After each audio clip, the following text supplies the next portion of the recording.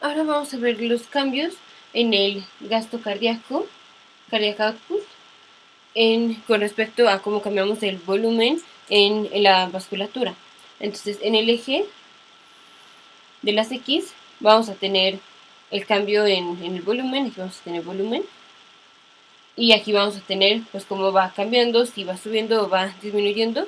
Para hacer esto vamos a graficar antes de ver la curva con el gasto cardíaco, vamos a hacer una que sea la de la frecuencia, heart rate, y otra que sea para el stroke volume, porque recordemos, gasto cardíaco es igual a la frecuencia cardíaca por el volumen de eyección, el stroke volume. Entonces primero vamos a ver estas curvas aisladas, bueno, juntas aquí en la gráfica, pero primero vamos a ver una curva y luego la otra, y luego ya hacemos la del gasto cardíaco. Entonces recordemos que nosotros tenemos dos tipos de receptores, varoreceptores presión. Uno son varoreceptores de presión alta y otros de presión baja. Estos están en la aurícula y detectan el volumen de sangre que tiene la aurícula.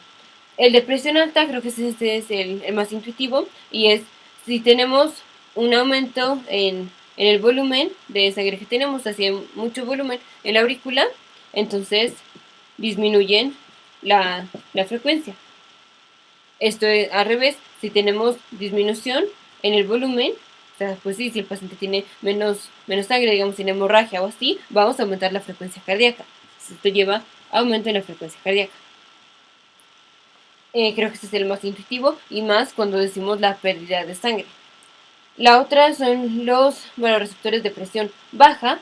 En esto tenemos sí un aumento de volumen, va a llevar, aumento de volumen lleva a aumento en la frecuencia cardíaca. Y viceversa, una disminución en el volumen, entonces lleva a que estos receptores no se están activando, y si no se activan, entonces hay disminución en el gasto, en la frecuencia cardíaca.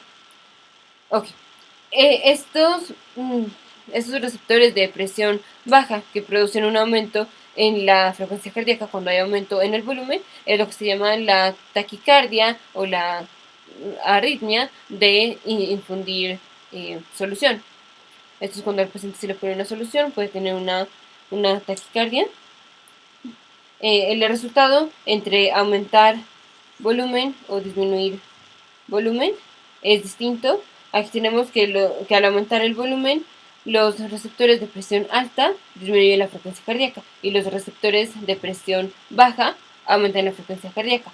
Pero el resultado final es que para el aumento en volumen, el resultado final, o sea, los que ganan, son los de presión baja. Entonces, aunque tengamos un aumento en el volumen, que esto por parte de los receptores de presión alta nos lleve a disminución en la frecuencia cardíaca, estos ganan. Los receptores de presión baja ganan, y entonces al aumentar el volumen, si le damos solución al paciente, vamos a tener un aumento en la frecuencia cardíaca, y esa va a ser la taquicardia por infusión. Si tenemos disminución en el volumen, por ejemplo por una hemorragia, los de presión baja pues no se activan, entonces por eso disminuiríamos la frecuencia.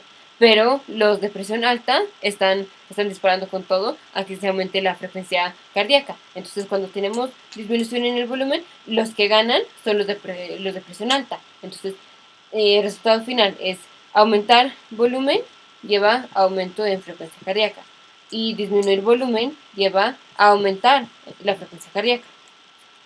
Entonces aquí tenemos, lo voy a dividir más o menos a la mitad.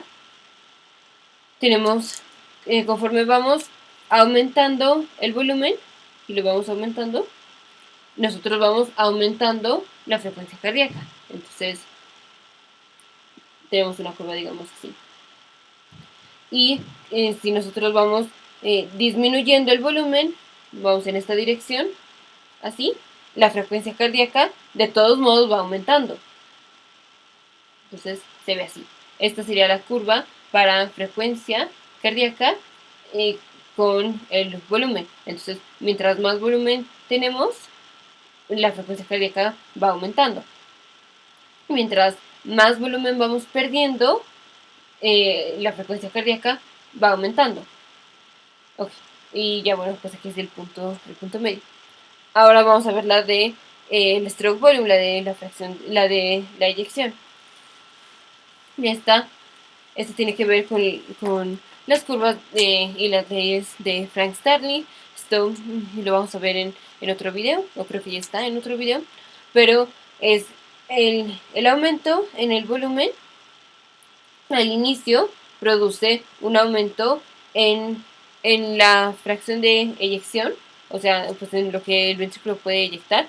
Esto es, a diferencia de en el músculo esquelético, el entrecruzamiento entre las actinas y las miosinas, actinas y miosinas en medio, para el ventrículo es, si le ponemos un poquito de carga, un poco de carga, entonces el entrecruzamiento, cuando venga la contracción, va a ser la mejor para tener una máxima contracción. En el músculo esquelético no, ahí es, si no tenemos nada no le estamos poniendo ninguna carga, va a ser donde más contracción puede hacer. Pero en el corazón no necesitamos ponerle un poquito de carga para que la contracción sea la máxima. Entonces, conforme vamos aumentando el volumen, la contracción va a ir aumentando. Y si la contracción aumenta, pues es más volumen que saca. El stroke volume, el volumen de eyección va a estar aumentado. Esto hasta cierto punto. De la otra manera, si disminuimos el volumen, disminuimos el volumen y entonces hay hemorragia, entonces hay menos sangre que el ventrículo está sacando hacia la aorta, entonces disminuir el volumen lleva a disminución en el volumen de eyección. Entonces primero, aquí en donde estamos disminuyendo el volumen, tenemos una disminución en el stroke volume y disminución en el stroke volume y un aumento en el volumen nos va a llevar a un aumento en el stroke volume hasta cierto punto. Ya después de poner la carga en donde ya la contracción es máxima, ya se hace plana la curva. Entonces aquí es primero como un aumento y luego se hace así, más o menos. Entonces tenemos dos curvas como bifásicas. La primera es la de la frecuencia, que es si aumentamos el volumen, aumenta la frecuencia. Y si disminuimos el volumen, aumenta la frecuencia. Y la otra es la del volumen de eyección. Si aumentamos el volumen, aumenta, cuando menos al principio, el volumen de eyección. Y si disminuimos el volumen, disminuimos entonces el volumen de eyección. Entonces, el gasto cardíaco, o sea, finalmente cuántos litros por minuto va a estar echando el ventrículo, dependen de la frecuencia cardíaca y del volumen de eyección. Entonces vamos a poner ya la gráfica, que es la del gasto cardíaco y es la combinación en estas. Entonces, ¿qué está pasando aquí en este extremo? Donde el stroke volume, el volumen de eyección, es muy bajo, digamos por hemorragia, pero el gasto cardíaco la frecuencia está aumentada. Entonces, aunque esta sea poca, esta está aumentada. Y si esta está aumentada, entonces tenemos, bueno, obviamente depende de cuánto, pero aquí el punto es que como esta está aumentada, tenemos un aumento en el gasto cardíaco. Sí, conforme vamos perdiendo volumen, digamos, estamos aquí, vamos perdiendo volumen, mientras más volumen perdemos, más aumenta la frecuencia cardíaca.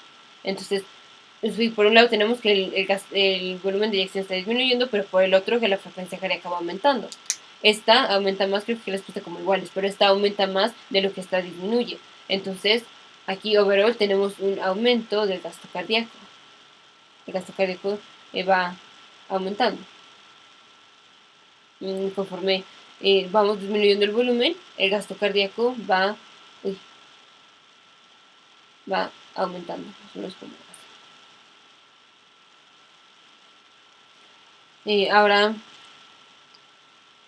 si nosotros tenemos, sí, ahora tenemos el gasto cardíaco de un paciente que le estamos metiendo volumen, entonces le estamos metiendo volumen.